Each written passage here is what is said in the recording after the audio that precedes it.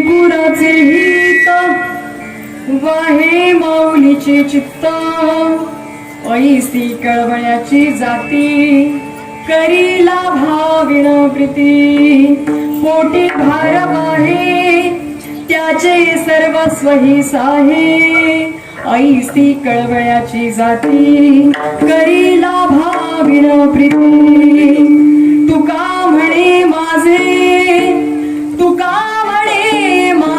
तुम्हा संतांवरी ओझे ऐसे कळवळ्याची जाती करीला भाविण प्रीती विठ्ठल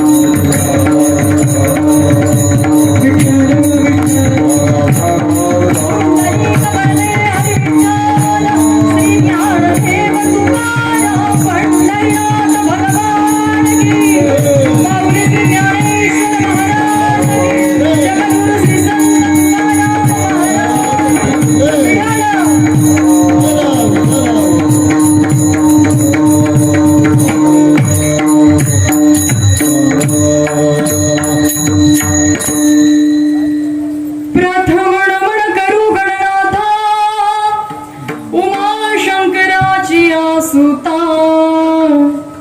चरणावरी ठेवणी माथा साष्टांगी आता दंडवत दुसरी बंधू सारजा जे चतुराणाची आत्मजा वाक्सिद्धी पाविजे सहजा तिच्या चरण बोजा दंडवत आता बंधू देव ब्राह्मण ज्यांचे पुण्य पावन प्रसन्न होणी श्रोते जन तया माझे नमन दंडवत आता बंधू साधू सज्जन रात्रंदिवस हरीचे ध्यान विठ्ठल नाम उच्चारिती जन तया माझे नमन दंडवत आता नमो रंग भूमिका कीर्तनी उभे होती लोका टाळ मृदंग श्रोते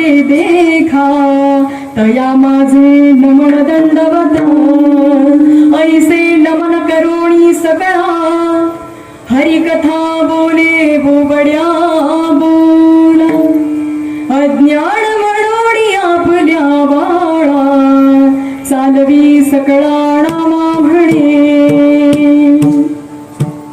महायोग पीठे तटे भीमरथ्या वरं पुंडरीकाय दातुं मुनीन्द्रैः समागत्य तिष्ठन् तमानन्दकन्दं परब्रह्मलिङ्गं भजे पाण्डुरङ्गम् राघवं रामचन्द्रं च रावणारिं रमापतिं राजीवलोचनं रामं तं वन्दे रघुनन्दनं मनोजवं मारुततुल्यवेगं जितेन्द्रियं बुद्धिमत्तां वरिष्ठं वातात्मजं वानरयूतमुख्यं श्रीरामदूतं शरणं प्रपद्ये कुळिरंका जाळली कशी सीता मिळाली कुणी आणली संजीवनी आई कुणाची अंजनी वाऱ्याचा पुत्र ऐसा रामाचा भक्त ऐसा उडवी दाणादाण शत्रूची उडवी दाणादाण जय हृदय सीताराम बोलत हनुमान जय हृदय सीताराम बोलत हनुमान जय हृदय सीताराम जय हृदय सीताराम जय जय जय हनुमान जय बलवीर जय जय श्रीराम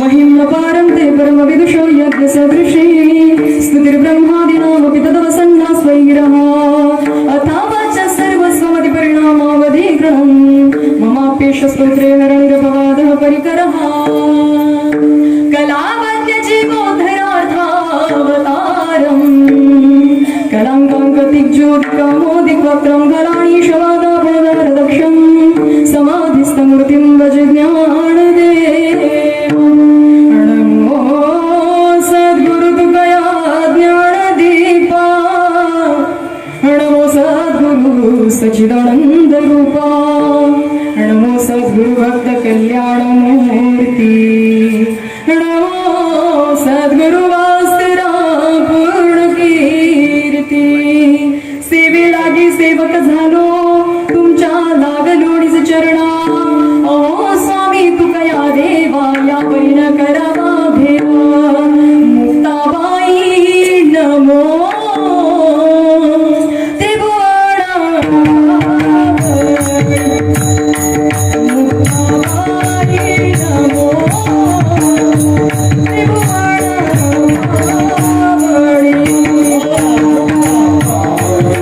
Oh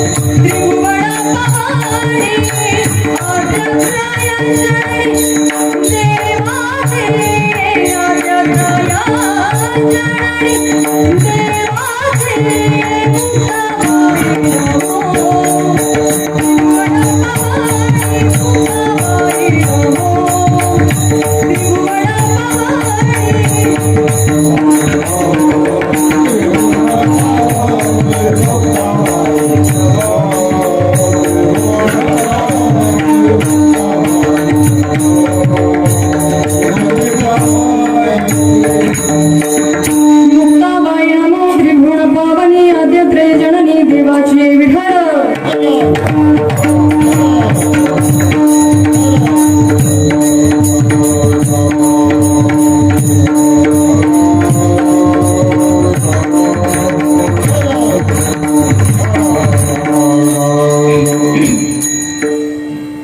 आपल्या वारकरी संप्रदायाचा परमदैवत पंढरीश परमात्मा ज्ञानियांचे राजे विश्वसंत श्री ज्ञानेश्वर माऊली, पैठण निवासी शांतीब्रह्म एकनाथ महाराज, वैराग्याचे मूर्तिमंत पुतळे जगद्गुरु श्री संत तुकोबाराय, ब्रह्मचित्काला आदिशक्ती आदिमाया मुक्ताबाई यांच्या कृपाशीर्वादाने चालत असणारा हा अखंड हरिनाम सप्ताह आणि श्रीमद भागवत कथा ज्ञानयज्ञ सोहळा आणि या सोहळ्यामध्ये माझ्या वाट्याला आलेली ही दुसऱ्या दिवसाची सेवा, ज्यांच्या मुखारविंदातून आपण श्रीमद भागवत कथा श्रवण करीत आहात ते परमपूज्य बालयोगी स्वामी गजेंद्रजी महाराज चैतन्यजी महाराज यांच्या मुखारविंदातून आपण श्रीमद भागवत करत आहात. त्यांना सर्वप्रथम मी नतमस्तक होते. त्यासह इथं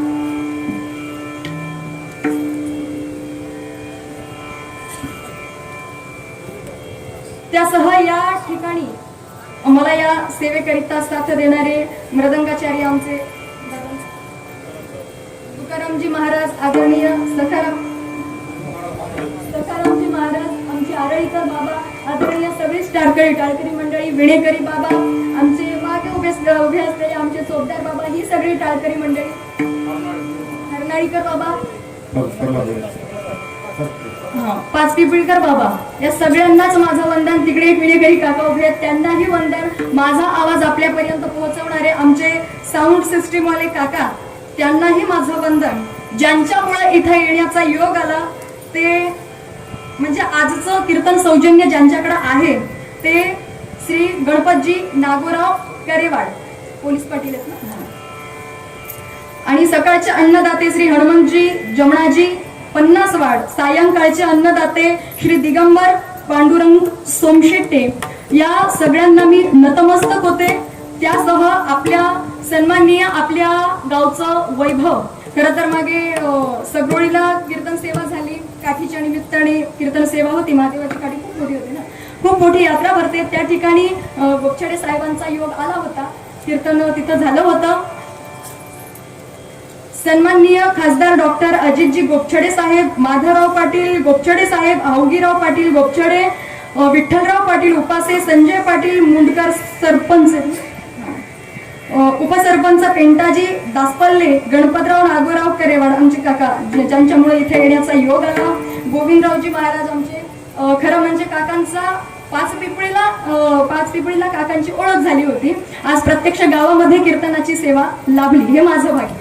हरिभक्त परायण आमचे गोविंदजी काका, आणि मी माझ्या मते मी एक 4थीला वगैरे असेल, इथं येणं झालं होतं माझं, पण आमच्या लक्ष्मणजी बाबा धुळेकर यांच्या घरी माझं येणं झालं होतं. मी सहज आले होते, कीर्तन वगैरे म्हणजे कीर्तनाची सेवा मी तेव्हा करत नव्हते, पण येणं झालं होतं. पण त्याच्यानंतर मी आले म्हणजे आजच आले इथं, बरं का. तर ही सेवा मला आपल्याकडनं लाभली. गावातली सगळी महिला मंडळ असतील, पुरुष वर्ग, बालगोपाळ, तरुण वर्ग, या सगळ्यांना मी नतमस्तक होते. त्यासह आमच्या सोबतच आलेले आमचे भुरे काका सुद्धा या ठिकाणी आले, त्यांच्या फॅमिलीसह. आमच्या गावातनं काही मंडळी आलेली, आमचे मारुती बाबा असतील, अतिशय गोड मृदंग वाजवतात. आमच्या गावामध्ये त्यांनी मला गोड साथ दिली होती. बाबांकरिता एकदा जोरदार टाळी. आमचे विठ्ठल बाबा आलेले आहेत. अजून कुणी गावातली मंडळी आली असेल किंवा बाहेरची कुणी गावातली मंडळी आली असेल, बाहेर गावची सुद्धा, त्यांनाही नतमस्तक. महिला वर्ग, पुरुष वर्ग, बालगोपाळ, तरुण वर्ग, अजून कुणी राहिलं असेल तर माफ करा, सेवेला प्रारंभ विठ्ठल.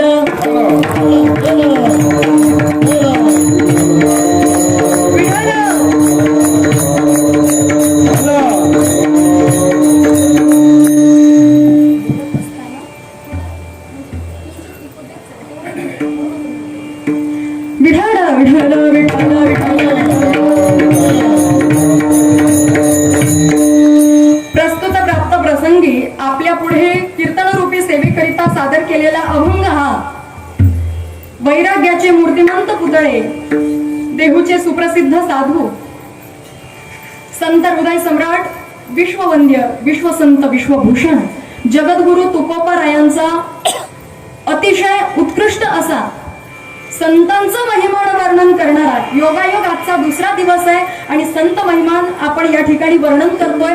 हा असा अतिशय गोड अभंग खरं तर रोजच्या म्हणण्यातला आहे.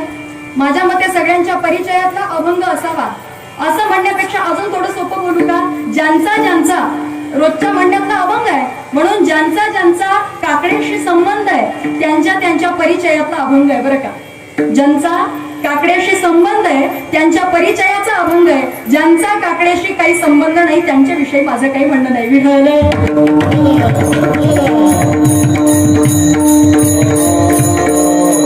अभंग अतिशय गोड आहे. काकड्याच्या पहिल्याच मालिकेतला हा अभंग. लेकुराचे हित वाहे माऊलीची चित्त ऐसे कळवळ्याची जाती करी लाभावीण प्रीती. अभंग पुन्हा एका कोटी भार वाहे त्याचे सर्वस्व हिस आहे ऐसी कळवळ्याची जाती करी लाभावीण प्रीती. तुका म्हणे माझे तुम्हा संतांवरी ओझे ऐसी कळवळ्याची जाती करी लाभावीण प्रीती. प्रस्तुत अभंगातून जगद्गुरु तुकोबाराय संत महिमान वर्णन करतात.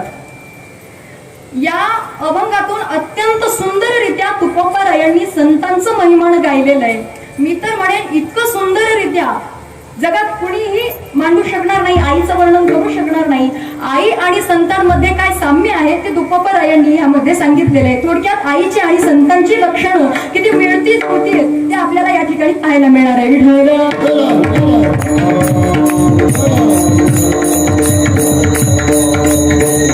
प्रस्तुत अभंगातून जगद्गुरु तुकोबारायांनी आपली पारमार्थिक जबाबदारी संतांवर सोपवण्याची भाषा केलेली आहे. आपली पारमार्थिक जबाबदारी संतांवर सोपवू इच्छितात तुकोबाराय. त्याचं काही कारण असलं पाहिजे की नाही. तुका म्हणे माझे तुम्हा संतांवरी ओझे. तुकोबारायांना आपलं ओझं संतांवरती द्यायचंय. मुळात ओझं कशाला म्हणावं, ज्या ज्या वेळेला आपल्याला काहीतरी ओझं वाटतं त्या त्या वेळेला आपलं ओझं आपण दुसऱ्याला द्यावं असं आपल्याला वाटतं. आपलं ओझं आपण दुसऱ्याला द्यावं असं आपल्याला कायम वाटत असतं. पण मुळात ओझं म्हणजे काय, ओझं कशाला म्हणावं, जे दुसऱ्याचं आहे, जे दुसऱ्याचं आहे पण ते आपल्याकडे राहिलेलं आहे त्याला ओझं म्हणतात. स्वतःला कधी ओझं वाटत नाही, परंतु दुसऱ्याचं थोडं जरी आलं की आपल्याला त्याचं ओझं वाटतं का नाही. स्वतःचं कितीही असू द्या, आपलं कितीही असू द्या, आपल्याला त्याचं ओझं नाही. दुसऱ्याचं थोडं जरी आलं का मग आपल्याला त्याचं ओझं वाटतं. पटत नसेल वारीला जाणाऱ्यांना विचार, बरोबर आहे ना. वारीला जाणाऱ्यांना विचारा तुम्ही. वारीला जाणाऱ्या प्रत्येकाकडे त्याची बॅग असते. त्यामध्ये भरपूर सामान भरलेलं असतं, खूप सामान त्यामध्ये घरून निघते वेळेस भरलेलं असतं. त्यातल्या त्यात पुणे सोडलं की अजून बॅग जड होते. वारीला जाणाऱ्यांना अनुभव असावा, पुणे सोडलं की बॅग अजून जड होते आणि त्यानंतर त्या घाटात आल्यानंतर अजून जास्तीची जड होते. तिथपर्यंत बरंच काही असं जमवलेलं असतं, खूप काही जमवलेलं असतं. बिस्किट नाही का, राजगिऱ्याचे लाडू, अजून काय काय भेटतं, बरंच काही असं आपण जमवलेलं असतं का नाही. मला काय सांगायचंय, पण एवढं सामान, मी वारकऱ्यांच्या बद्दल असं बोलत नाहीये बरं का. वारकऱ्यांची बॅग जड होत नाही पण ते सोबत घेऊन गेलेले असतात ना, त्यांची बॅग नक्कीच जड होते, त्यांची बॅग जड होते. मग त्यांची बॅग, त्याची बॅग आणि त्याचं ओझं, त्याचं सामान, त्याला त्याचं काही ओझं वाटत नाही. किती जरी वजन असेल, भरपूर सामान असेल, कितीही जमवलेलं असेल तरी त्याला त्याचं ओझं वाटत नाही, कारण ते त्याचं आहे. पण एखाद्याने येऊन म्हणू द्या बरं, कुठल्या वारकऱ्याने जर येऊन म्हटलं आमची एवढी अर्ध्या लिटरची पाण्याची बाटली ठेवता का बॅगेत, लगेच हो म्हणतो का आपण? अजिबात नाही, म्हणत नाही. का म्हणत नाही? अगोदर वजन आहे, ऑलरेडी वजन आपलं भरपूर आहे बॅगेचं, खूप भरलंय सामान, त्यात खूप जमवलंय आतापर्यंत. पण अर्ध्या लिटरच्या बॉटलीने काही बिघडणार नाही, काही बिघडणार नाही. परंतु त्याचं त्याला ओझं वाटतं, कारण ते त्याचं नाही. मग तो बॉटल ठेवूनच घेत नाही का? ठेवून घेतो, बॉटल ठेवून घेतो, पण पुढची व्यवस्था लावून घेतो. कसली व्यवस्था? बॉटल ठेवून घेतो, परंतु अर्धा वेळ बॅग माझ्या पाठीवर आणि अर्धा वेळ तुम्हा संतांवरी ओझे. विठ्ठल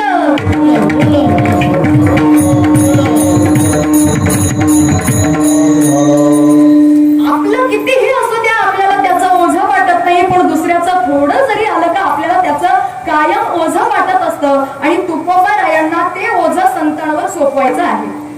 ते ओझं म्हणजे असलं आपल्यासारखं ओझं नाही बरं का, असं ओझं नाही. मग कसलं ओझं? तुकोबरायांनी काही वेळ ओझं कशाला म्हटलेलं आहे? दुसऱ्याचं आलं का आपल्याला ओझं वाटतं, पण तुकोबरायांचं तसं नाही. तुकोबरायांनी स्वतःचं ओझं संतांवर सोपवलेलं आहे. पण कसलं ओझं तुकोबरायांनी सोपवलं असेल? तुकोबरायांना म्हणायचंय या जगात जे काही आहे ते सगळंच्या सगळं कोणाचं आहे? सांगा बरं मला. सगळ्याच्या सगळं भगवंताचं आहे. सगळ्याच्या सगळं भगवंताचं. मग त्यात जर दोन वर्ग जर आपल्याला करायचे झाले तर एक परमार्थ आणि दुसरा प्रपंच. आता तुमच्या डोळ्यासमोर परमार्थ आणि प्रपंच आणा. मला आता थोडं माझ्याशी बोला. प्रपंच आणि परमार्थ तुमच्या डोळ्यासमोर आणा. मला सांगा, प्रपंच आणि परमार्थ या दोन गोष्टींपैकी तुम्हाला एक गोष्ट जर भगवंताला द्यायची असेल, द्यायची जर ठरली, तर भगवंताला तुम्ही काय द्याल? परमार्थ का प्रपंच? जरा जोरात बोला. मी बहिरी, मला ऐकू येत नाही. बोलता का? आपण काय देतो भगवंताला? काय देऊ आपण भगवंताला? परमार्थ देऊ असं म्हणणारे आपण सर्वजण आहोत. भगवंताला काय देऊ म्हटलं का आपण त्या बरोबर लगेच आपण म्हणतो की आपण भगवंताला परमार्थ देऊ. कारण आमच्याकडे प्रपंच सुटतच नाही. आम्ही प्रपंच सोडायला तयार नाही. मग तुकोबरायांनी काय केलं? परमार्थ भगवंताला देऊ असं म्हणणारे आपण सर्वजण. परंतु तुकोबरायांनी काय केलं? भगवंताला प्रपंच दिला का परमार्थ दिला? बरं, भगवंतालाच दिला का संतांना दिला? कुणाला दिला?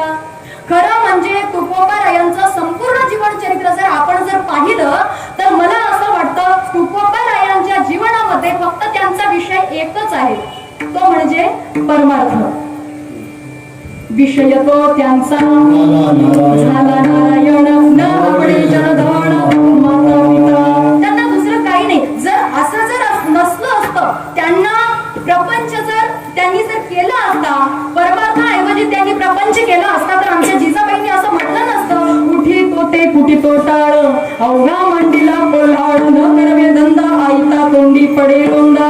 काम धंदा करायला नको, काही नको, फक्त खायला पाहिजे आणि भजन करायला पाहिजे असं जणाबाई असं आमच्या जिजाबाई म्हटल्या नसत्या. त्यांनी असं म्हटलं, याचाच अर्थ तुकोबरायांनी फक्त त्यांचा विषय फक्त परमार्थ होता. त्यांनी कधी प्रपंच केलेलाच नाही. मग केलेलाच नाही तो देणार कुठून? देण्याचा प्रश्नच येत नाही. मग तुकोबरायांनी प्रपंच दिला नाही, त्यांनी केला फक्त परमार्थच. आणि तो परमार्थ सुद्धा भगवंतावरती न सोपवता त्यांनी संतांवरती सोपवण्याचा निर्णय घेतला.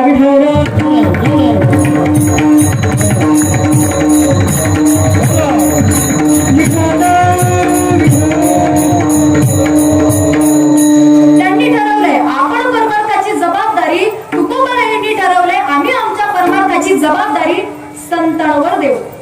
बरं, संतांवरच का सोपवली असेल? त्याची काही कारण असतील का नाही? नक्कीच आहेत. काय कारण आहे? पहिलं कारण, पहिली गोष्ट, वास्तविक देवाचं आहे का नाही? परमार्थ कुणाचा आहे? वास्तविक देवाचा आहे. पण तरी सुद्धा तुकोबराय या ठिकाणी संतांवरती प्रपंच परमार्थ सोपवण्याचा प्रयत्न करतायत, इच्छा व्यक्त करतायत की बाबा आम्हाला संतांवर सोपवायचा आहे परमार्थ. त्याचं पहिलं कारण, पहिली गोष्ट अशी आहे, तुकोबरायांचा संतांवर अतिशय विश्वास आहे. अतिशय विश्वास. तुकोबरायांचा संतांवर अतिशय विश्वास आहे. आणि दुसरी गोष्ट म्हणजे ज्या ज्या वेळेला आपल्या संबंधाने काहीतरी हिताची गोष्ट व्हावी, आपलं हित व्हावं असं ज्या ज्या वेळेला तुकोबरायांना वाटतं, त्या त्या वेळेला तुकोबरायांनी संतांनाच पुढे केलेलं दिसतं का नाही? गोमटे ते करा माझे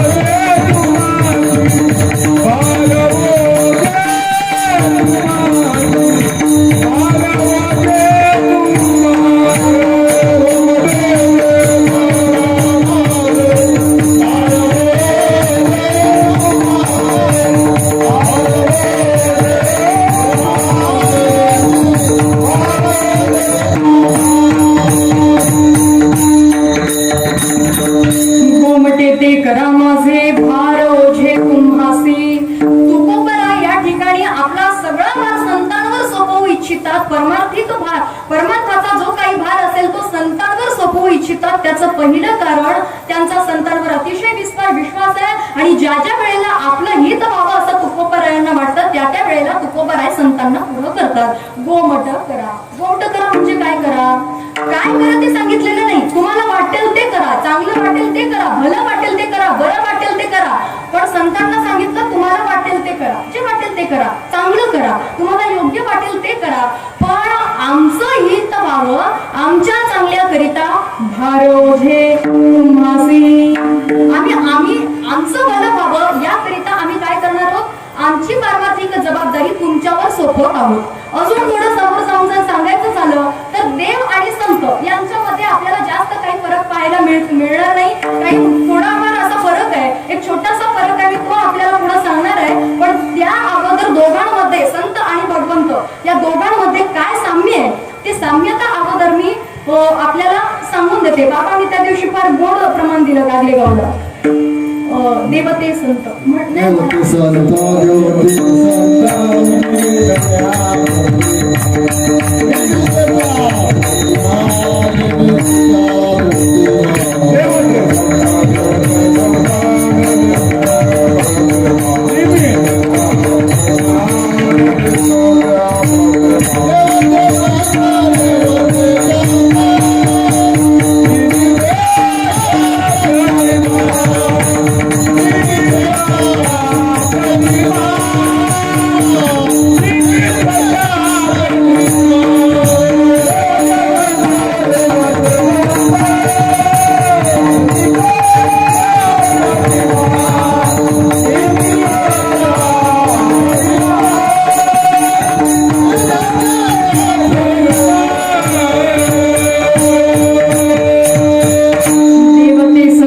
देवते संत ते म्हणायचे देव म्हणजे मुका संत, देव म्हणजे मुका संत आणि संत म्हणजे बोलका देव. अशी सुंदर व्याख्या त्यांनी केलेली होती. मला सांगायचंय काय की देव आणि संत यांच्यामध्ये फार साम्य आहे. कसलं साम्य? काय साम्य आहे? देवाच्या संबंधाने ज्या वेळेला आपण चिंतन करतो त्यावेळेला 3 सामर्थ्य आपल्याला पाहायला मिळतात. भगवंताकडे 3 सामर्थ्य आहेत. कुठले 3 सामर्थ्य? पहिलं सामर्थ्य कर्तुम सामर्थ्य, दुसरं अकर्तुम सामर्थ्य, तिसरं अन्यथा कर्तुम सामर्थ्य. हे 3ही सामर्थ्य आपल्याला भगवंताकडे पाहायला मिळतात. या कुठलंही नवल नाही. परंतु असंच्या असं हे 3ही सामर्थ्य, या 3ही शक्ती आम्हाला संतांच्याकडे सुद्धा पाहायला मिळतात. हे मात्र नक्कीच नवल असणार आहे. कर्तुम शक्ती म्हणजे काय? कर्तुम सामर्थ्य म्हणजे काय? एखाद्याला जन्माला घालणं हे भगवंताचं सामर्थ्य आहे. समस्त विश्वाची निर्मिती करण्याचं सामर्थ्य आपल्याला भगवंताकडे पाहायला मिळतं का नाही? मिळतं. आंधळ्या पांगळ्याचा एक विठोबा दाता, प्रसवला विश्वातोची सर्व होय जाणता. सकल विश्वाची निर्मिती करणारा भगवान परमात्मा आपल्याला माहिती आहे. ते सामर्थ्य त्याच्याकडे आहे आणि तसंच्या तसं सामर्थ्य आम्हाला संतांच्याकडे सुद्धा पाहायला मिळतं. ज्या वेळेला भगवान श्रीकृष्ण परमात्मा सांदीपाणी ऋषींकडे विद्यार्जनाकरिता होते. आपण श्रीमद भागवत श्रवण करताय आणि श्रीमद भागवतात आपल्याला पुढे ते ऐकायला मिळणार आहे. तरी मी आपल्याला थोडंसं सांगून जाते. आला दृष्टांत देणं योग्य इथं म्हणून देते. सांदीपाणी ऋषींकडे भगवान श्रीकृष्ण परमात्मा विद्यार्जनाकरिता गेलेले होते. विद्यार्जन झालं, शिक्षण पूर्ण झालेलं आहे आणि परत येत असताना त्या वेळेला परंपरा होती गुरुदक्षिणा द्यावी लागायची. आताही आहे, गुरुदक्षिणा द्यावी लागायची. मग गुरुदक्षिणा काय दिली असेल भगवान श्रीकृष्ण परमात्म्याने? सांदीपाणी ऋषींनी सांगितलं कृष्णा जर काही द्यायचंच असेल तर गुरुदक्षिणा म्हणून माझा मृतपुत्र यमसदनी गेलेला माझा जो एकुलता एक पुत्र आहे त्याला पुन्हा इथं परत आणून द्या म्हणे. तेवढंच करा. भगवंताने यमसदनी जावं आणि संदीपाणी ऋषींचा मृतपुत्र तो यमसदनी गेलेला पुत्र पुन्हा त्यांना गुरुदक्षिणा म्हणून आणून द्यावा. म्हणजेच त्यांच्याकडे कर्तुम सामर्थ्य आहे. आणि हेच सामर्थ्य आपल्याला तुकोबारायांच्याकडे सुद्धा पाहायला मिळतं. तुकोबारायांच्या कीर्तनामध्ये एखादं लेकरू मरावं आणि त्याच्या आईने येऊन बोंबा माराव्या, महाराज तुमच्यामुळे माझं लेकरू मेलं, तुमच्यामुळे माझं लेकरू मेलं,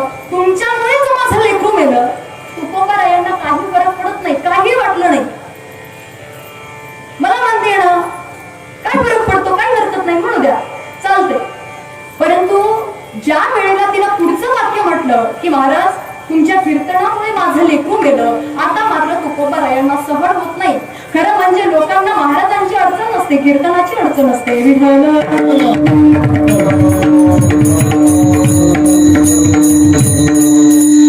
8 ते 10च्या पलीकडे जर कीर्तन गेलं ना शहरात तर लगेच कोण येतात, कीर्तन आटपवा आटपवा म्हणे, कीर्तन आमच्या मुलांचा अभ्यास राहतो म्हणतात का नाही.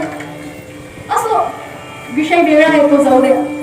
पण त्या माऊलीनं म्हटलं का तुमच्या कीर्तनामुळे माझं लेकरू गेलं, आता तुकोबारायांना सहन होत नाही. तुकोबारायांनी म्हटलं कीर्तनामुळे असं म्हणू नको, कीर्तनामुळे म्हणू नको. तरी ते म्हणते तुमच्या कीर्तनामुळेच माझं लेकरू गेलं, आता तुकोबारायांना सहन होत नाही. तुकोबारायांनी भगवान परमात्म्याला आळवलं, हात दिली, प्रार्थना केली, आराधना केली भगवान पंढरीनाथाची आणि देवाला आळवून सांगितलं, देवा आजपर्यंत आम्ही केलेल्या भक्तीचं फळ आणि तुम्हाला जर मला काही द्यायचंच असेल तर एक द्या म्हणे. काय द्या? सांगितलं, हा जो तुमच्या कीर्तनावरती जो काही आलेला आळ आहे तो येऊ नये म्हणून काहीतरी करा, काहीतरी करा म्हणे. आणि हा जर आळ असाच राहिला तर भविष्यामध्ये लोकांचा कीर्तनावरती विश्वास राहणार नाही, त्याकरिता तुम्ही काहीतरी केलं पाहिजे. मग तुकोबारायांच्या आजपर्यंतच्या भक्तीचं फळ आणि भगवंताच्या सामर्थ्यानं, भगवंताच्या सहाय्यानं काय झालं असेल, तुकोबारायांचं कीर्तन चालू झालं आणि तुकोबारायांच्या चालू कीर्तनामध्ये ते मेलेलं लेकरू पुन्हा जिवंत झालं. म्हणजेच तुकोबारायांसारख्यांच्या कीर्तनामध्ये मेलेली माणसं जिवंत व्हायची. वाचवा जोरात वाचवा.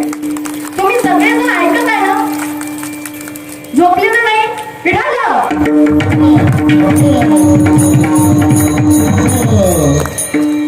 तुकोबारायांसारख्यांच्या कीर्तनामध्ये मेलेली माणसं जिवंत व्हायची आणि आमच्या कीर्तनामध्ये जिवंत माणसं सुद्धा आता हे तरी नाही हो, झोपतात म्हणत होते, काही नाही. विठ्ठल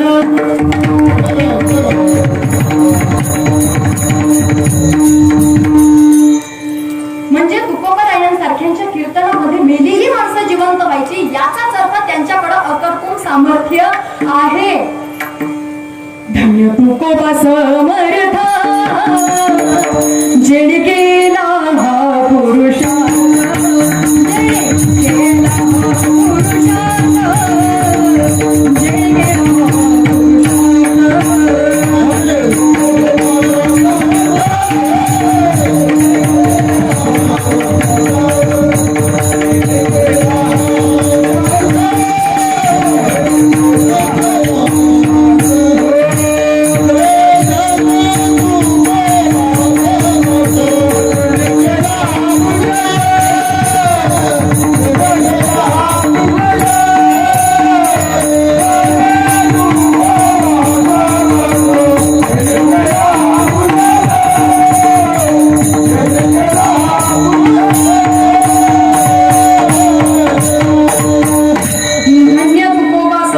जेणे केला हा पुरुषार्थ, जेणे केला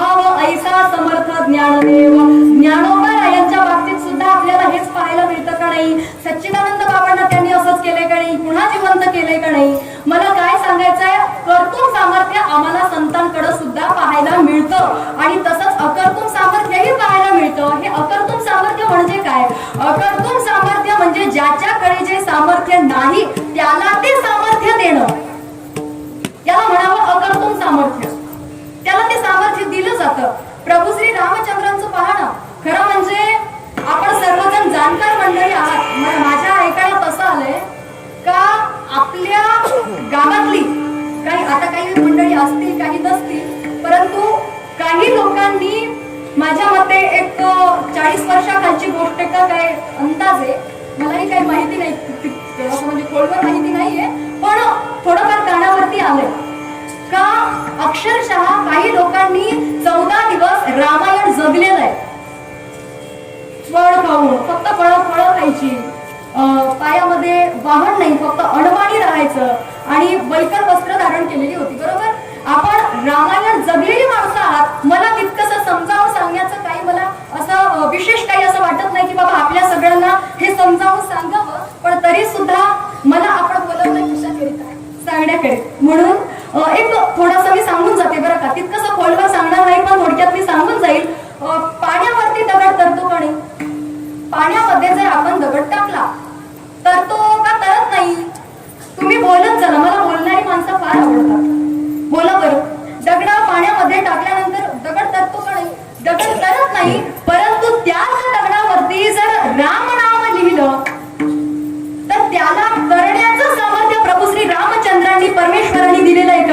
दिलेलं आहे नाम तुम्हारा तारणहारा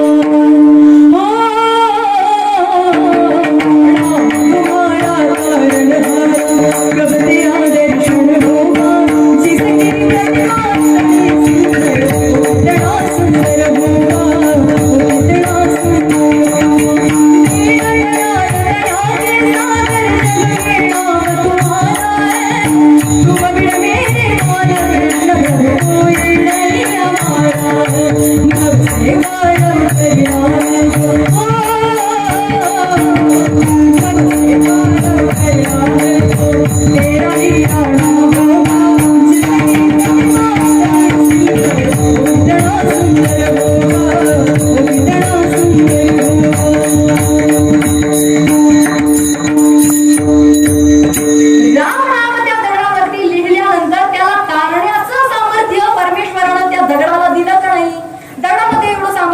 अजिबात नाही. परंतु राम नामाचं ते सामर्थ्य आहे, म्हणजेच प्रभू श्री रामचंद्रांच्या नामानं दगड तरली. हे आपल्याला कळतं, हे आपल्याला माहिती आहे. आपण रामायण ऐकलेलं आहे, वाचलेलं आहे, श्रवण केलेलं आहे आपण, त्यामुळे आपल्या सगळ्यांना माहिती आहे. म्हणजेच अकर्तून सामर्थ्य भगवंताकडे होतं आणि तसंच्या तसं संतांकडे सुद्धा होतं.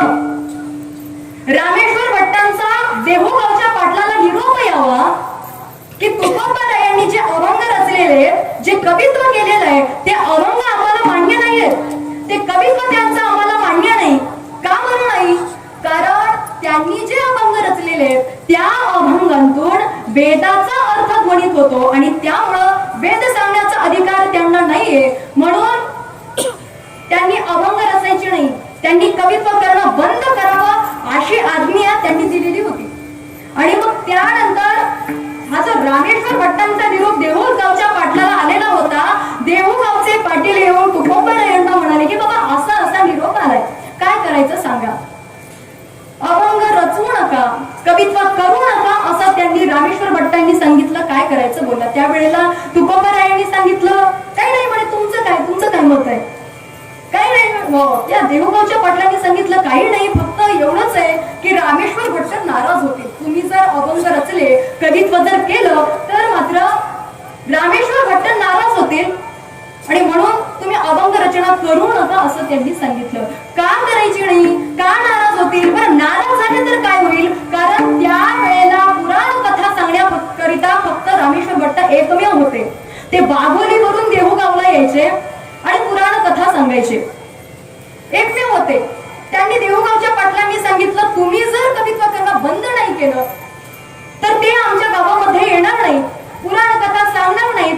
थोडक्यात आजकालच्या भाषेत सांगायचं झालं तर ते आम्हाला तारीख काही देणार नाही. मग काय करावं. काही नाही म्हटले, अभंग रचना बंद करावी लागेल, कवित्व करणं बंद करावं लागेल. ठीक आहे, काही हरकत नाही. तुकोबाराय म्हटले माझी काही अडचण नाही, मी कवित्व करणार नाही, अभंग रचणार नाही, परंतु मला काय करायचंय, एकदा रामेश्वर भट्टांना बोलायचंय, माझी एक शंका आहे, त्यांना मला विचारायची. बरं ठीक आहे, विचारून या, काही हरकत नाही, जाऊन या म्हणे, भेटून या. तुकोबाराय दुसऱ्या दिवशी बाघोलीला जातात. रामेश्वर भट्टांची त्यांनी भेट घेतली आणि त्या भेटीत त्यांना म्हटलं तुमची आज्ञा शिरसा बंदी आहे, तुमचं म्हणणं आम्हाला मान्य आहे, तुम्ही आम्हाला आज्ञा केली ना, तुमची आज्ञा शिरसा बंदी आहे, आम्ही तुमचं ऐकू. तुम्ही म्हटले ना अभंग रचायचे नाही रचणार, कवित्व करायचं नाही करणार. आता इथून पुढे मी कधीच अभंग रचणार नाही, इथून पुढे मी कवित्व करणार नाही, पण आजपर्यंत जे केलं त्याचं काय करू. तुकोबारायांनी शंका विचारली, इथून पुढे काय करू, इथून पुढे रचणार नाही, पण आतापर्यंत रचले त्याचं काय करू. त्यावेळेला रामेश्वर भट्टांनी स्पष्टपणे सांगितलं इंद्रायणीच्या डोहामध्ये नेऊन बुडवा म्हणे ते अभंग. त्याचंही तुकोबारायांना काही वाटलं नाही. तुकोबारायांनी त्या वह्या त्यांना दिल्या आणि इंद्रायणीच्या डोहामध्ये त्या वह्या बुडवण्यात आल्या. वह्या नुसत्या नाही बुडवल्या, दगडासहित दगडाला बांधून त्या अभंगाच्या वह्या बुडवण्यात आलेल्या होत्या. जळे दगडासहित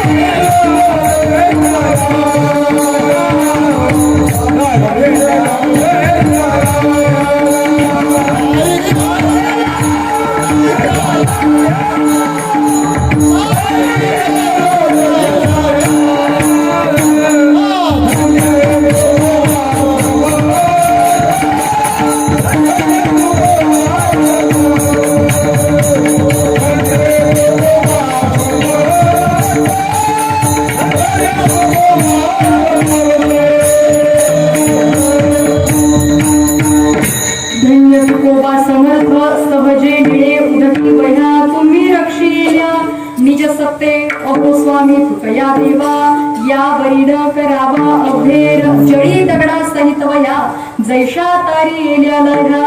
ते मी पुढे आपल्याला सांगणारच आहे. बाबांनी प्रमाण दिलं, अतिशय गोड दिलं. मला एक सांगायचं ऐका बरं का.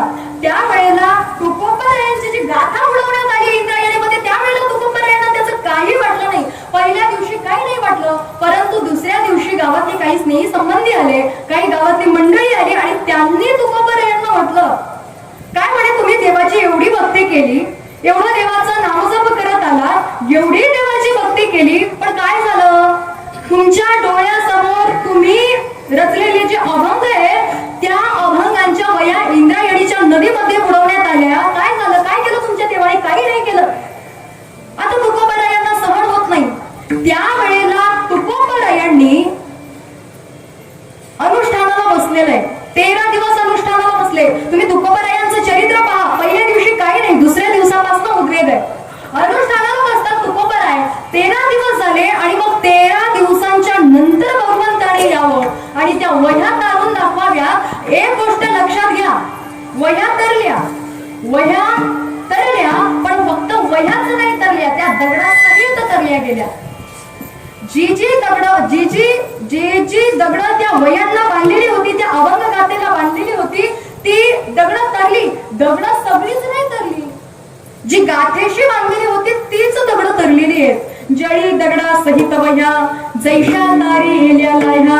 आपल्याला प्रश्न पडतात की एकदा पाण्यात बुडालेली वस्तू पुन्हा कशी काय परत मिळते, हे कसं काय शक्य आहे असं आपल्याला वाटतं. परंतु कसं आहे ना, जे सामान्य मनुष्याला अनेक प्रयत्नांनी जमत नाही, ते सहज करून दाखवतात, त्यांनाच साधू म्हणतात. विठ्ठल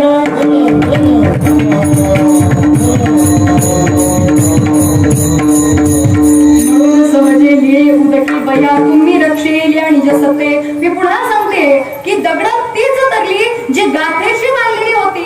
तसे इंद्रायणीवरती अनेक दगड होती, पण सगळी नाही तरली. तीच तरली जी गाथेला बांधलेली होती ती. मी एक सांगू का, मला म्हणायचंय काय, मला वाटतं आपल्याला अजून तरी कळलेलं नाही, पण आता सांगेल बरं का.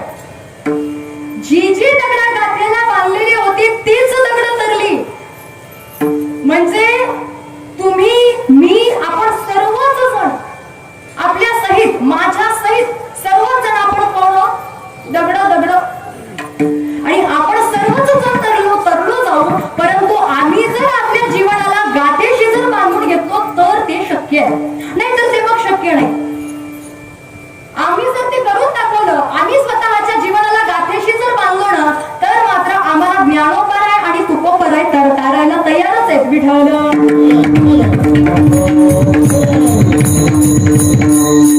उगा नाही. ज्याच्या वेळेला आता ही मंडळी गायन करते, महाराज कथा सांगतात, मी इथं उभी राहू शकते, बोलू शकते, दादा मृदंग वाजवू शकतात, ही जी कला आम्हाला मिळालेली आहे ती भगवंताच्या आणि संतांच्या कृपेमुळे शक्य असते. त्यांच्या कृपेशिवाय काही होत नाही. विठ्ठल म्हणजे हे कर्तुम सामर्थ्य आणि अकर्तुम सामर्थ्य भगवंताकडेही आहे आणि संतांच्याकडेही आम्हाला पाहायला मिळतं. आणि त्याच प्रकारे तिसरं जे शेवटचं सामर्थ्य सांगितलेलं आहे, कर्तुम सामर्थ्य, अकर्तुम सामर्थ्य, शेवटचं अन्यथा कर्तुम सामर्थ्य. ते म्हणजे काय असतं? अकर्तुम अन्यथा कर्तुम सामर्थ्य म्हणजे काय? स्वतःचं सामर्थ्य दुसऱ्याला देणं आणि त्याच्याकडून कार्य करून घेणं, याला म्हणावं अन्यथा कर्तुम सामर्थ्य.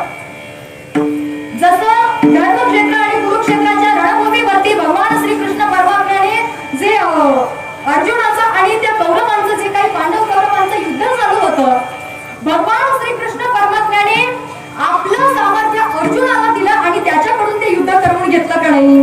ते युद्ध त्यांनी त्याच्याकडून करून घेतलं, हे भगवान श्रीकृष्ण परमात्म्याचं सामर्थ्य होतं. पण अर्जुनाला वाटायचं की बाबा हे आपलं सामर्थ्य आहे, हे धनुर्विद्येतली जी काही कला आहे, जे काही आपलं प्रावीण्य आहे, ते सगळंच्या सगळं आपलं आहे असं त्याला अर्जुनाला वाटायचं.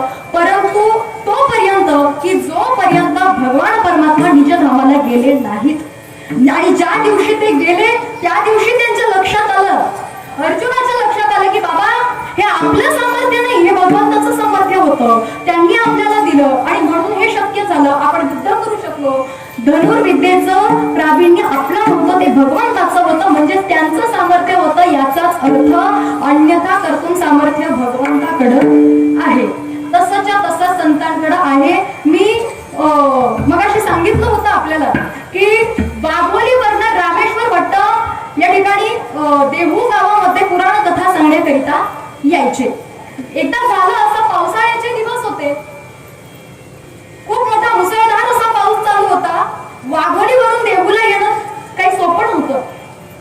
रामेश्वर भट्ट रोज यायचे, परंतु आज शक्य नव्हतं. झालं असं, सगळी श्रोते मंडळी वाट बघत होती. माझ्या मते मी असं म्हणेन की 7 ते 9 जर कीर्तन असेल किंवा 9 ते 11 असेल कथा, पुराण कथा, तर 11 वाजून गेले पण रामेश्वर भट्ट काही आलेले नाहीये. मग करावं काय? वाट पाहत होते सर्वजण, सगळेजण वाट पाहत आहेत, सगळी श्रोते मंडळी वाट पाहत आहे. मी एक सांगू का, 11 वाजून गेले तरी रामेश्वर भट्ट आले नाहीत याचं काही नवल नाही. परंतु 11 वाजून गेल्यानंतर, 11 वाजून गेल्यानंतरही सगळे श्रोते मंडळी अजूनही रामेश्वर भट्टांची वाट पाहत होती. ही नवलाची गोष्ट आहे. नाहीतर आमची कीर्तन सुरू झालं की मग रूपावळी झाल्यानंतर, चार पहिली झाल्यानंतर मग एक एक यायला लागतात माणसं, बरोबर आहे का? एक एक करून यायला लागतात. पण रामेश्वर भट्टांचं तिथं देहू गावामध्ये तसं नव्हतं. सगळी मंडळी तिथं उपस्थित होती, पण रामेश्वर भट्ट आलेले नव्हते. खूप वाट पाहिली, आता येतील, आता येतील, आता येतील, नाही आले रामेश्वर भट्ट. बराच वेळ झाला, वेळ होऊन गेली. काही मंडळी तुकोबारायांकडे आली आणि तुकोबारायांना विचारलं, रामेश्वर भट्ट येतील तरी ना? आज काही पुराण कथा होण्यासारखं दिसत नाही. पुराण कथा आज ऐकायला मिळेल, कथेचा भाग होईल असं काही वाटत नाही. कसं करणार? आज ऐकायचं कसं? आपण श्रवण कसं करायची कथा? अवघड दिसतंय आज. तुकोबाराय म्हटले, तुम्हाला कथा ऐकायचीच आहे का? पुराण कथा ऐकायचीच का तुम्हाला? म्हणे ऐकायची, त्यासाठी तर आम्ही थांबलो. बरं ठीक आहे, मग एक काम करा म्हणे, पुराण कथा तुम्हाला ऐकायला मिळेल, पण अहो रामेश्वर भट्ट नाहीत ना, येतील म्हणे. मी कथाकार तुम्हाला तयार करून देतो, तुम्ही ऐकायला तयार आहात का? श्रोते म्हणले ठीक आहे, काही हरकत नाही, ऐकू आम्ही. मग रामेश्वर भट्टांचा आसन व्यवस्था करणारा जो व्यक्ती आहे, जो कोंड्या आहे, त्या कोंड्याला बोलवा. त्या कोंड्याला बोलवा असं म्हटल्यानंतर सगळी माणसं अशी डोक्याला हात लावली आणि म्हटली, अहो तो कोंड्या आहे, तो फक्त आसनच टाकतो, त्याला दुसरं काही जमत नाही. तुकोबाराय म्हटले, आसन टाकणाऱ्याला इतक्या हलक्यात घेऊ नका म्हणे, इतकं हलक्यात घेऊ नका, तो सांगेल कथा, तुम्ही त्याला बोलवा. कोंड्याला बोलवण्यात आलं. तुकोबारायांनी रामेश्वर भट्टांच्या आसनावरती कोंड्याला आज बसवलेला आहे आणि त्याच कोंड्याने, जो आसन टाकणारा कोंड्या होता ना, त्या कोंड्याने पुराण कथा सांगावी. तुकोबारायांनी म्हटलं पुराण कथा आज तू सांगायची, रामेश्वर भट्ट आलेले नाही. आणि ती कोंड्याने ती पुराण कथा सांगावी, इतकी अस्खलित सांगावी, एवढी अस्खलित सांगावी की अर्धा पाऊण तासानंतर अशी कथा सुंदर चालू होती. अर्ध्या पाऊण तासानंतर रामेश्वर भट्ट त्या ठिकाणी आले आणि रामेश्वर भट्टांनी अशी कथा सुरू असलेली पाहिलं. अशी सगळी श्रोते मंडळी शांत बसलेली होती, फार गर्दी होती. रामेश्वर भट्टांना पुढे नाही जाता आलं, पुढे जाता नाही आलं रामेश्वर भट्टांना. मग जाणार कसे? असं अलीकडेच थांबले, जराशे असं पाठीमागं थांबले आणि ऐकायला लागले पुराण कथा. इतकी अस्खलित, इतकी सुंदर आणि सडील पद्धतीने पुराण कथा चालू होती, इतकी सुंदर कथा चालू होती ना. रामेश्वर भट्ट तिथंच ऐकत थांबले आणि थोडा वेळ झाल्यानंतर त्यांना मात्र आता राहवलं नाही. त्यांनी शेजारच्याला विचारलं, शेजारी एक श्रोता होता, त्याला विचारलं, म्हणे हे कुठले काशीचे ब्राह्मण बोलावले? इतकी सुंदर कथा, इतकी सुंदर कथा त्या कोंड्यानं सांगितलं. मग त्या शेजारच्या माणसाने सांगितलं, नाही हो, हे कुठले काशीचे ब्राह्मण वगैरे नाही, तुमची आसन व्यवस्था करणारा जो कोंड्या आहे ना, तो रोज आसन व्यवस्था जो करतो तो कोंड्या, तोच आज पुराण कथा सांगतोय. आता कोंड्याने पुराण कथा सांगावं, रामेश्वर भट्टांना नवल वाटावं, इतकी गोड, इतकी सुंदर पुराण कथा सांगावी, म्हणजे कोंड्याकडे एवढं सामर्थ्य होतं का? कोंड्याकडे एवढं सामर्थ्य नव्हतं. आपण, मला वाटतं आपण कुठलंही दळण वगैरे दळतो, आपण काही असं चाळणीच म्हणता का तुम्ही? हा, धरता का नाही? मग त्यात काय दिसतो? कोंडा. हा, म्हणजे जो टाकून देण्याचा भाग असतो त्याला आपण काय म्हणतो? कोंडा. असा तो कोंड्या, असं लोक समजायचे. पण आज असं नवल झालं, त्याने पुराण कथा सांगितली. हे सामर्थ्य त्याचं नसून तुकोबारायांचा कृपाशीर्वाद त्याला मिळाला म्हणून ते शक्य झालं. ते शक्य झालेलं आहे. तुकोबारायांचा आशीर्वाद त्याला त्यांना मिळाला. हे सगळं करण्यासाठी काय करावं लागतं? संतांचा आशीर्वाद आपल्याला हवा आणि भगवंताचा आशीर्वाद हवा. भगवंताकडे आपण एक मागणं कायम केलं पाहिजे. कोणतं? देवा माझे मानला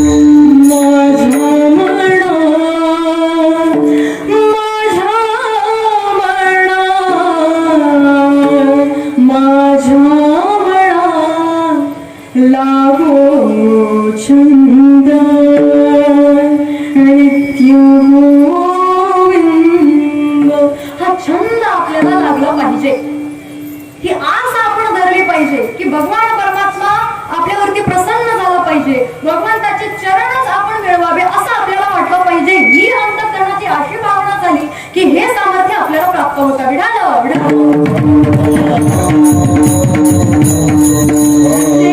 हे तीनही सामर्थ्य आपल्याला जसे भगवंताकडे पाहायला मिळतात तसंच्या तसं आम्हाला संतांकडे सुद्धा पाहायला मिळतं. ते तीनही सामर्थ्य संतांकडे आहे. मग फरक कसला आहे? साम्य तीन आहे, फरक एक छोटासा आहे. कसला फरक आहे? देवाची लोकव्यवहाराची पद्धत वेगळी आहे आणि संतांची लोकव्यवहाराची पद्धत वेगळी आहे. देव आपल्या भक्तांच्या संबंधाने ज्या वेळेला विचार करतो, कसा विचार करतो की बाबा प्रेमभावाने असेल, आपण भक्तांनी अर्पण केलेल्या भक्तीच्या संबंधाने असेल, प्रेमभावाच्या संबंधाने असेल, प्रेमाच्या संबंधाने असेल, भक्तीच्या संबंधाने असेल, पण त्यांच्याबद्दल तो काय करतो? कुठेतरी उच्च नीच भाव बघत असतो भगवंत. परंतु संत कुठेही असं करताना आपल्याला दिसत नाहीत.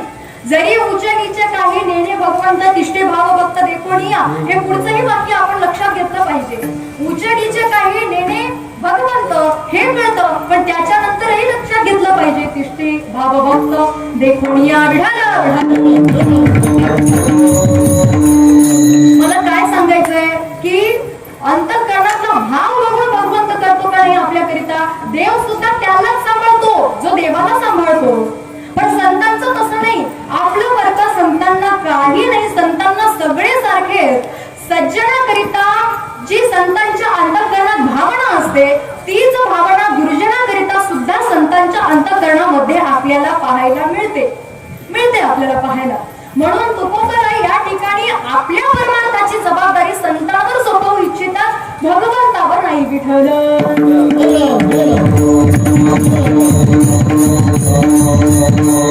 अजून थोडं सोपं बोलायचं झालं, आपल्याला कळेल असं तर मला सांगा, आईची जर 2 मुलं असतील, एक अतिशय गोड गुणी विचारी सद्गुणी आहे आणि एखादा खोडकर असेल, तर आई जास्त खोडकर मुलाकडे लक्ष देते का विचारी मुलाकडे लक्ष देते? खोडकर मुलाकडे लक्ष देते. तसंच संत सुद्धा सज्जनांकडे जास्त लक्ष देत नाहीत, दुर्जनाकडे जास्त लक्ष देतात. कारण त्यांना त्यांची अधिक गरज आहे, जास्तीची गरज आहे. संतांच्या अंतःकरणीचा भाव हा आईसारखा आहे. म्हणून संत काय म्हणतात एक सांगू का? ज्ञानोबराय बसाय दानामध्ये मागत असताना काय म्हणतात? आता विश्वात्मके देवे येडी वाद्यज्ञ कोशावे कोशवणी मस द्यावे पसाय दान. हे म्हणजे कोणतं दान? पहिलं मागितलं त्यांनी, कुणाकरिता मागितलं? जे खळांची व्यंकटी सांडो, खळांकरिता मागितलं. पहिलं खणाकरिता पहिली गोष्ट खणांची आणि त्यांच्यानंतर विचार कोणाचा करण्यात आला दुरितांचे तिमिर जाऊ दुरितांचा आणि त्यांच्यानंतर मग वर्षाचा सकळ मंगळी ईश्वर निष्ठांची मांदियाळी सगळ्यात शेवटी मग ईश्वर निष्ठा आपल्याला पाहायला मिळतात. मला सांगायचंय काय आईच्या अंतःकर संतांच्या देवाच्या अंतःकरणीचा भाव हा जर बाबासारखा असेल तर आईच्या अंतःकरणीचा भाव हा संतांसारखा आहे. संतांच्या अंतःकरणीचा भाव कसा आहे आईसारखा आहे आणि म्हणून तुकोबारायांनी या अभंगाच्या पहिल्या तीनही चरणात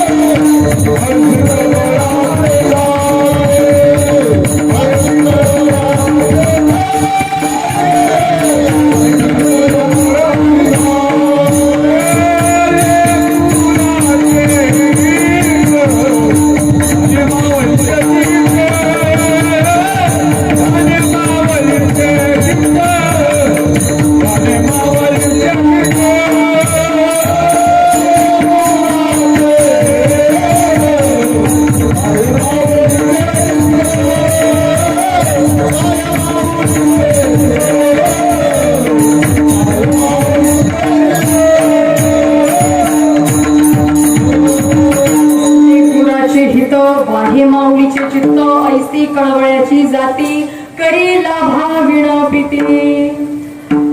या अभंगातून जगद्गुरु संतश्रेष्ठ तुकाराम महाराजांनी अत्यंत सुंदररित्या आईच्या अंतःकरणात आपल्या लेकराच्या बद्दलची भावना असते ती या तीन चरणांमधून स्पष्ट केलेली आहे. पहिल्या तीन चरणातनं अतिशय असं सुंदररित्या प्रकट केलेली आहे. मी तर म्हणे इतक्या सुंदर आणि सटीक पद्धतीने जगात कुणालाही शक्य होणार नाही आईचं व्यक्तिमत्व मांडणं इतकं सुंदररित्या. विठ्ठल लेकराचे हित बाहे माऊलीचे चित्त. माऊली कुणाला म्हणावं माऊली म्हणजे काय कोणाला म्हणतात माऊली जिचं चित्त सदैव आपल्या लेकराच्या हिताकडे प्रवाहित होतं तिला माऊली म्हणतात. आता माऊली फक्त चित्त फक्त लेकुराचे हित वाहे लेकुराचे हित जाणे हे कौशल्य आईकडे नाही. हे फक्त संतच जाणे अन्य कोणीच न जाणे असं ते आहे. लेकुराचे हित वाहे माऊलीचे चित्त. बरं मी असं का म्हटलं असेल कारण आपल्या आईला आपलं हित व्हावं वाटतं पण हित म्हणजे कुठं काय कळतं. संत महात्मे म्हणतात ना हित नाही ठावे जननी जनक. जनक म्हणजे पिता जननी म्हणजे माता. माता पित्याला आपलं हित व्हावं असं वाटतं परंतु म्हणजे काय हे काही कळत नाही. आपल्या आईला वाटतं की मुलाला किती शिकवावं, भरपूर शिकवावं, खूप शिकवावं, पण किती शिकवायचं असं जर विचारलं तर तिला काही कळत नाही. ती सांगत नाही की बाबा असं हा डॉक्टरच करायचं, इंजिनियर करायचं, तिला काही त्यातलं कळत नाही. ती काही म्हणत नाही. तिचं फक्त एवढंच म्हणणं असतं की त्याने भरपूर शिकावं, खूप शिकलं पाहिजे, माझ्या मुलाने मोठं झालं पाहिजे, त्याला उच्च पद मिळालं पाहिजे, लोकांनी त्याला मान सन्मान दिला पाहिजे, एवढंच तिला कळतं, एवढंच तिला वाटत असतं. म्हणजे ही तर व्हावं वाटतं, पण ही तर कळत नाही. पण संतांच्या बाबतीत तसं नाही. शोधून आले संत हिताहित जगाचे. संतांना मात्र हित कळतं. आपलं लेकरू चुकीच्या वाटेनं जात असेल तर चांगल्या वळणावरती त्याला आणायचं, चांगल्या मार्गावरती त्याला लावायचं, हे संतांना नक्कीच कळतं. हित म्हणजे काय संत महात्म्यांना कळतं, आणि म्हणूनच तुकोबार आहे संतांच्या वरती जबाबदारी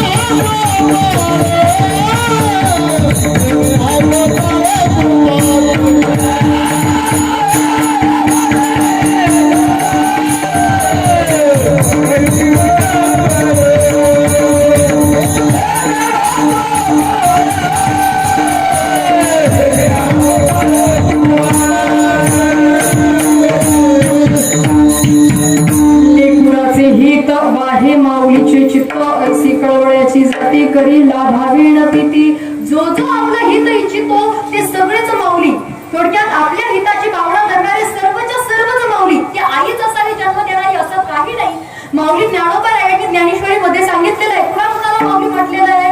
त्यांनी देवालाही माऊली म्हटलंय, त्यांनी माऊली ज्ञानोबा साधकाला माऊली म्हटलेलं आहे, सृष्टींनाही माऊली म्हटलेलं आहे. तू संसार संतांची सावली, अनाथ जीवांची माऊली, आमते कीर प्रसवली तुझीच कृपा. देवाच्या संबंधाने. आणि त्यानंतर पयहिता पासुडी काढिती, हित देवणी वाढविती, नाही गा श्रुती परवती माऊली जगा. हे श्रुतींच्या संबंधाने. आणि म्हणवणी साधका तू माऊली, पिके सारस्वत तुझी पाऊली, या कारणे मी सावली न संडी तुझी. म्हणजे साधकाला सुद्धा माऊली म्हटलेलं आहे. आता आपल्याला मला वाटतंय वेळ बराचसा झालेला आहे, वेळ तशी संपत आलेली आहे. आपण भजन केलं पाहिजे, सुंदर असं भजन करू, गोड भजन करायचंय. झोपलेल्या आजी सुद्धा लाल लाल लुगडेवाल्या विठोबा रखुमाई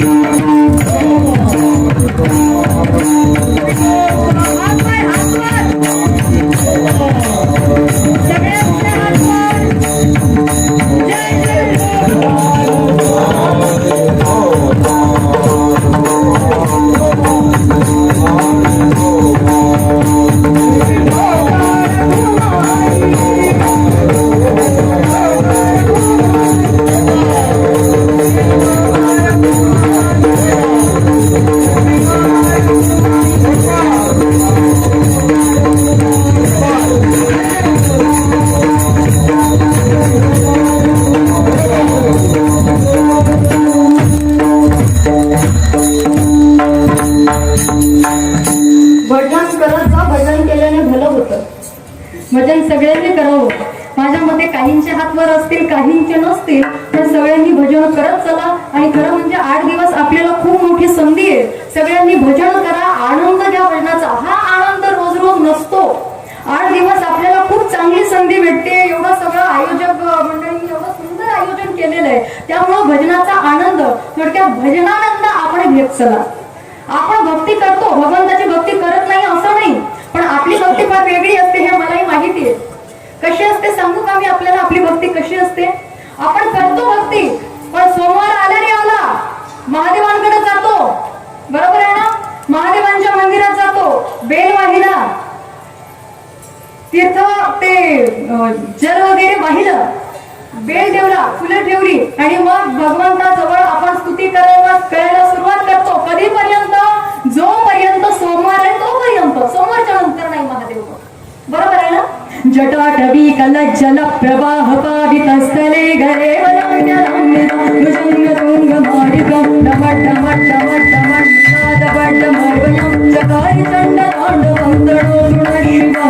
शिवं जटाकटाः संभ्रमं ब्रह्मण्डे लिम्बैर्जरि विलोलवीचवल्लरि निराजमानमुरधरी धगत् धगत् धगत् ज्वलल्ललाटमण्डपावके किशोरचन्द्रशेखर प्रति प्रतीक्षणं नमो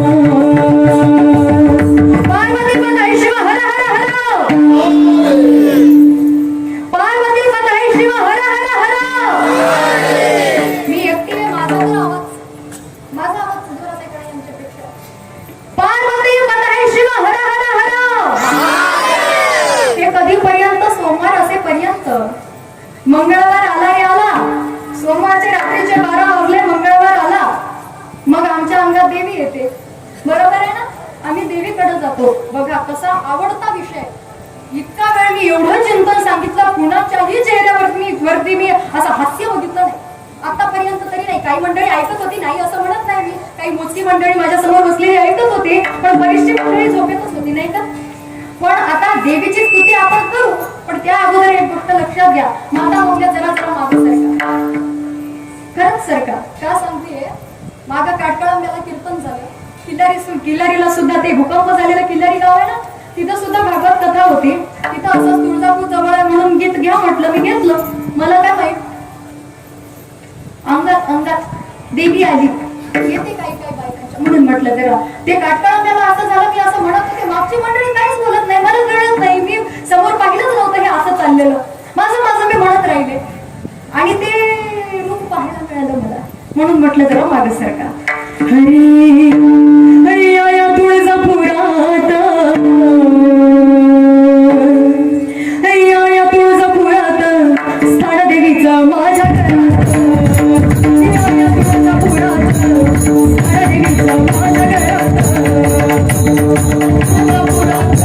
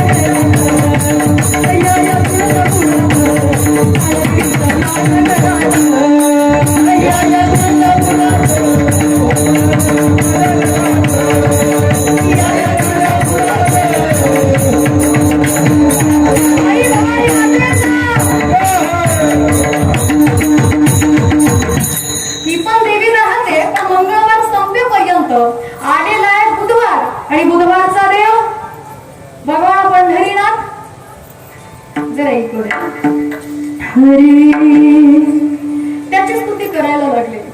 सावळी सुंदर रूप मनोहर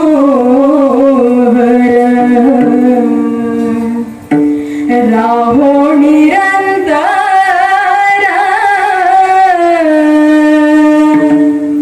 हृदय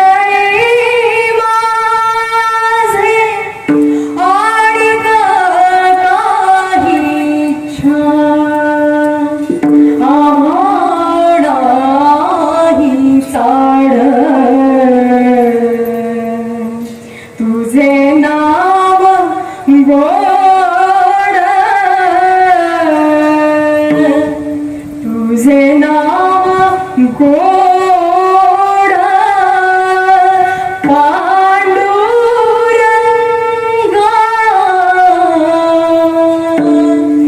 विष्णुमाय जग विष्णुमाय जग विष्णुमाय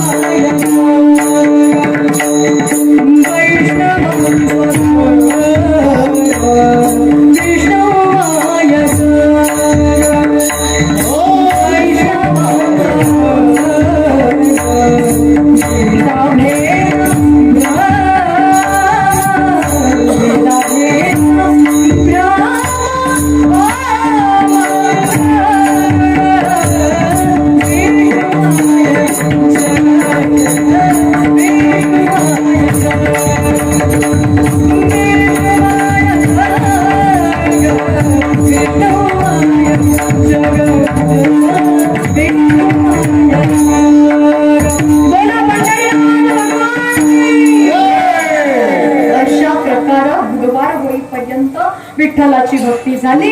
उजाडलेला आहे गुरुवार, रात्रीचे 12 वाजलेले आहेत. मग बुधवारचे आणि गुरुवार उजाडलेला आहे. आता गुरुवारचा देव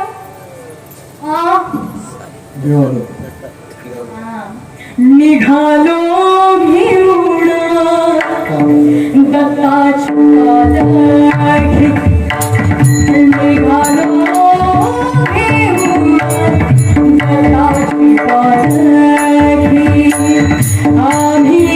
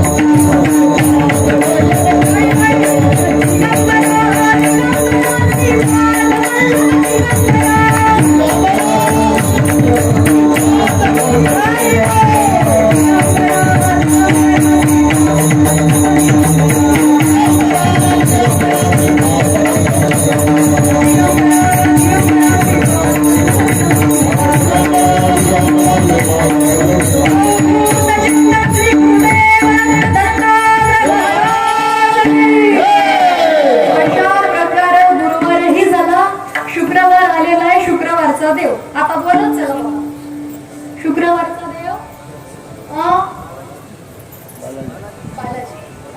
व्यंकटरमण. आता आपल्याला व्यंकटेशांची स्तुती करायची. जरा आपण अशी स्तुती करू नये, जरा वेगळी स्तुती करू. जशी तिरुपतीला होते तशी करूयात का? जरा असं करत चला, अशा माना हलवा. मला जरा अशी स्फूर्ती येईल, मला हे म्हणावं वाटेल नाही का? उत्सुकता वाढते आपण जरा प्रतिसाद दिलात तर. ऐका बरं का. कौसल्या सुप्रजा राम पूर्वा संध्या प्रवर्तते, उत्तिष्ठ नरशार्दूल कर्तव्यं दैवमानिकम्.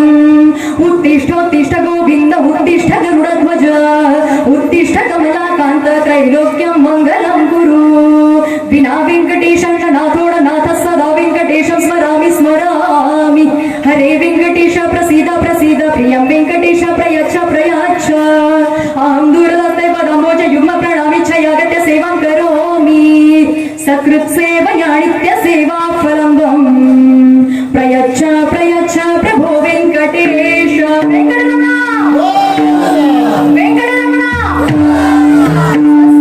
झालं त्याच प्रकार आवाजही आला पाहिजे. वेङ्कटरमण अशा प्रकार व्यंकटेशांची स्तुती झाली. आता कोणता वार येतो? शनिवारचा देव.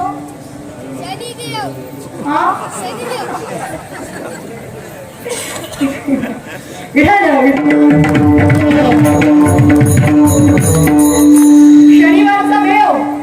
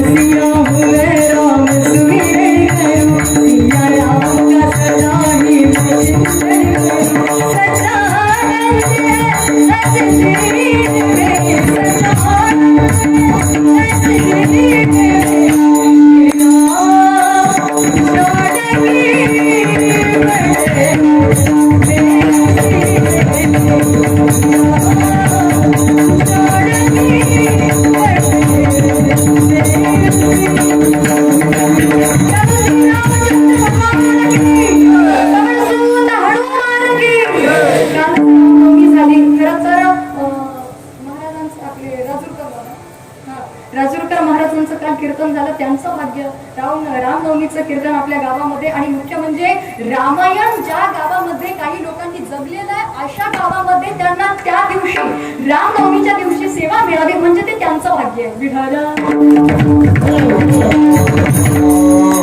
आता राहिला रविवारचा देव.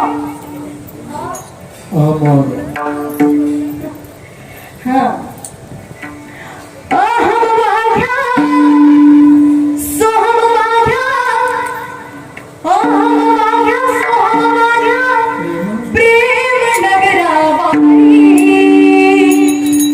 सावध होऊन भजनी लागा देव करा कैवारी.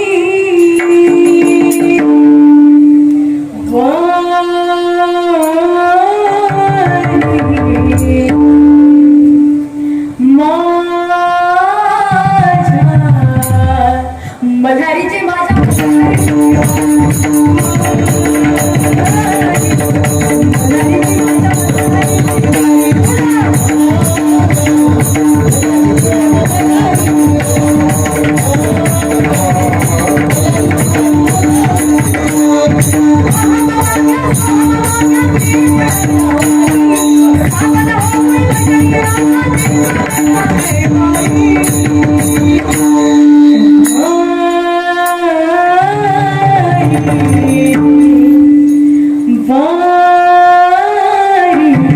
मल्हारीची माझ्या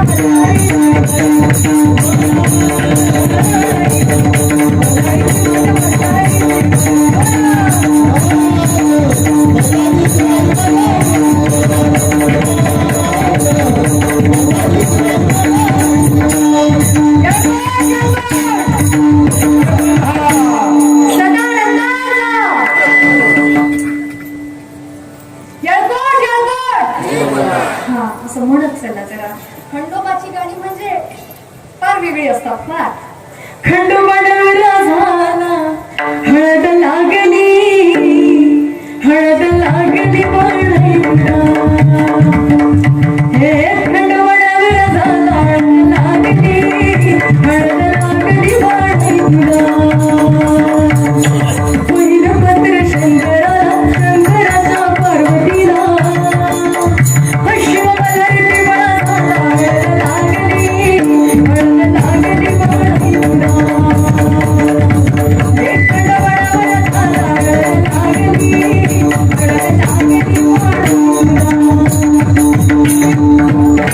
अशी गोडगोड म्हणणं आपल्याला गोडगोड गीता आपल्याला खंडोबा रायांची पाहायला मिळतात. असो तर मला काय सांगायचंय, जशी जशी आपण जो वारी येईल त्या प्रकारे आपण कुठल्याही देवाकडे जातो आणि भगवंताचं भजन पूजन करत राहतो, त्याची आराधना करतो, असं करून चालणार नाही. कुठल्याही एका देवाची भक्ती करा तुम्ही. असं म्हणायचं नाही की बाकीच्यांना सोडा आणि फक्त एका देवाची करा. जसं आपण आई वडिलांच्या आणि पाहुण्यांच्या बाबतीत करतो, आपल्या आई वडिलांच्या बाबतीत आपला काय आदर असतो आणि इतर पाहुण्यांच्या बाबतीत काय असतो, तसं आपला एक मुख्य देव असतो आणि इतर देव पाहुण्यांसारखे, म्हणजे त्यांची भक्ती त्या प्रकारे करायची, सोडायचं नाही. मी असं म्हणत नाहीये, सगळ्यांचीच भक्ती करा, पण मनापासून भक्ती करा, नक्की भगवंताची प्राप्ती होईल.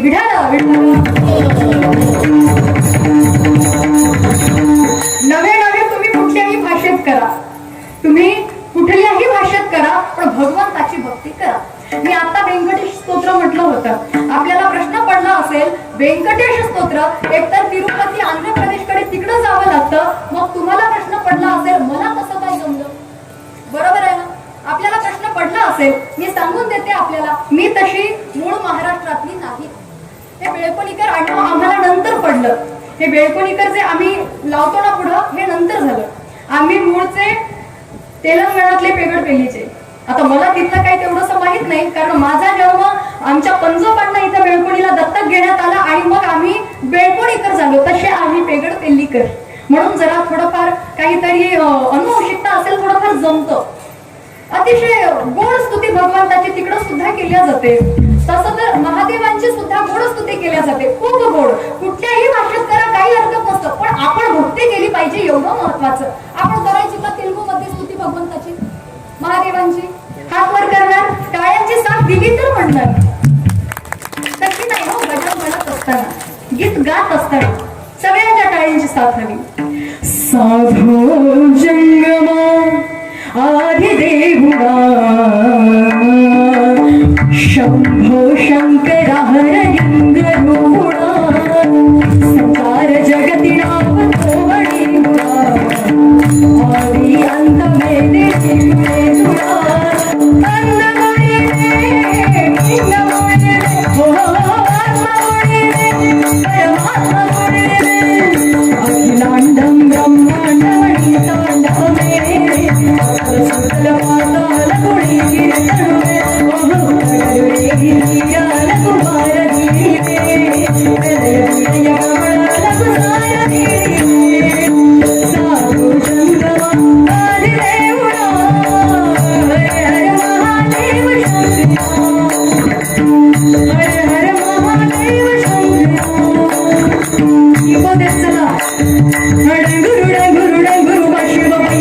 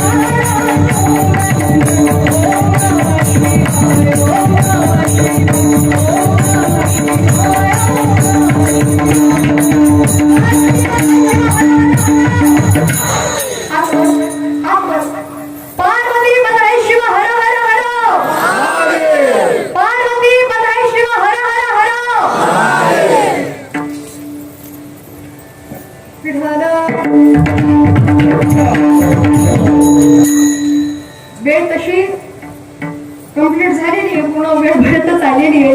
बोलायचं खूप होतं, अभंगही खूप आहे, असं बोलण्यासारखं खूप काही बरंचसं चिंतन मला बोलायचं होतं. वेळेच्या अभावी मला जरासं मागं पुढं करावं लागलं. असो, लेकुराचे हित वाही माऊलीचे चित्त ऐसी कळवळ्याची जाती करी लाभावी न प्रीती. आईच्या अंतःकरणात जो लेकराविषयीचा कळवळा असतो तोच कळवळा आपल्याला संतांच्या अंतःकरणात सुद्धा पाहायला मिळतो. चांगल्या वाटेवरती लावणं हे संतांचं सुद्धा कार्य आहे. आईच्या अंतःकरणात हित, तसं आईच्या अंतःकरणात जसं लेकराचं हित, मी आपल्याला थोडक्यात सांगून जाते. 5 तत्व आहेत, लक्षात घ्या. आईच्या अंतःकरणात जसं लेकराचं हित तसं संतांच्या अंतःकरणामध्ये समाजाचं हित. आईच्या अंतःकरणामध्ये जसा लेकराचा कळवळा तसा संतांच्या अंतःकरणामध्ये समाजाचा कळवळा आपल्याला पाहायला मिळतो. आई जसा लेकराचं सगळं काही सहन करते तसं संत सुद्धा समाजाचं सगळं काही सहन करतात. चौथी गोष्ट लक्षात घ्या, आईच्या संतांना कधीही आईला आई कुठल्याही लेकरावरती लाभ मिळावा, लाभ व्हावा या भावनेने आई कुठल्या लेकरावरती प्रेम करत नसते. आणि संतही समाजाकडून कुठला तरी लाभ व्हावा या भावनेने समाजावरती कधी प्रेम करत नाहीत. कारण आजपर्यंत समाजाकडून तरी काही संतांना कुठला लाभ झालेला दिसत नाही. झालाय पण तो नंतर होते, तोपर्यंत तरी नाही.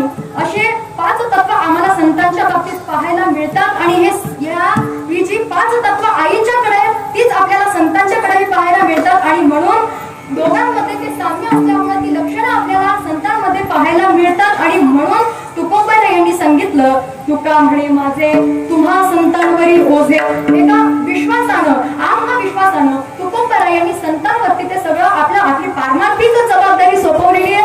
अभंग खूप सोडवायचा होता, बरंचसं चिंतन राहिलेलं आहे. पुढच्या वर्षी जर आले तर आपण पुढच्या वर्षी जर येण्याचा जर योग आला तर आपण पुन्हा पुढचं चिंतन बघू. म्हणजे हाच अभंग घेईन असं नाही, परंतु अभंग बदलू पण आपण चिंतन काहीसं मांडण्याचा प्रयत्न करू. झालेली सेवा अतिशय सुंदर साध्या सगळ्या मंडळींनी दिली. मृदंगाचार्य आमचे तुकाराम दादांकरिता एकदा जोरदार टाळी. अतिशय गोड दादांनी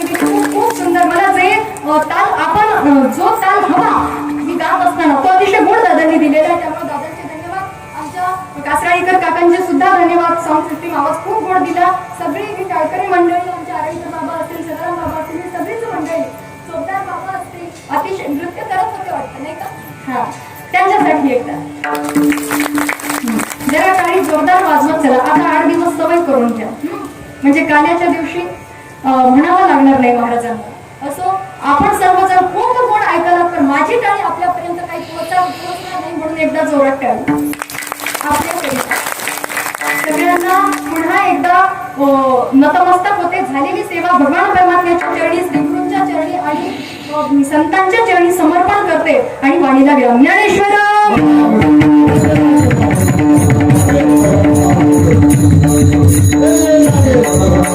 Hey,